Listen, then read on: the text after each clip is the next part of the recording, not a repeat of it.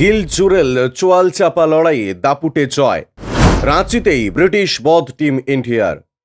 রাঁচিতে ভারত বনাম ইংল্যান্ড চতুর্থ টেস্টের প্রথম দুদিনে দাপট দেখান বেন স্টোকসরা। তবে তৃতীয় দিনে দুর্দান্তভাবে ঘুরে দাঁড়ায় টিম ইন্ডিয়া। ভারতীয় স্পিনারদের দাপটে ইংল্যান্ডের দ্বিতীয় ইনিংস সস্তায় গুটিয়ে যাওয়ায় ভারতের সামনে সুযোগ চলে আসে চতুর্থ দিনেই ম্যাচ পকেটে পুরে নেওয়ার।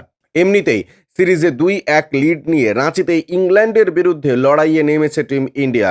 চতুর্থ টেস্টে জয় মানেই রোহিতরা 5 ম্যাচের টেস্ট সিরিজ অন্ততপক্ষে 3-1 ব্যবধানে জয় নিশ্চিত করবেন। যদিও রাঁচির 22 গজে স্পিনাররা সাহায্য পাচ্ছেন বলেই চতুর্থ দিনে কাজ নিতান্ত সহজ হবে না ভারতের।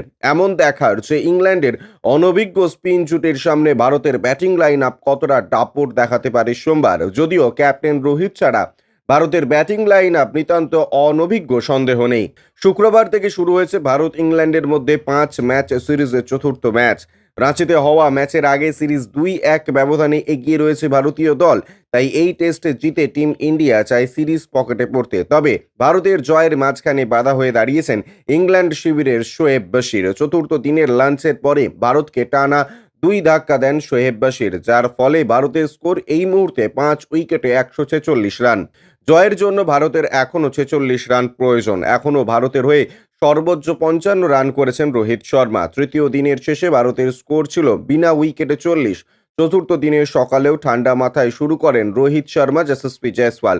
ওপেনিং জুটিকে গুরুত্বপূর্ণ 84 রানের পার্টনারশিপ করেন রোহিত যশস্বী।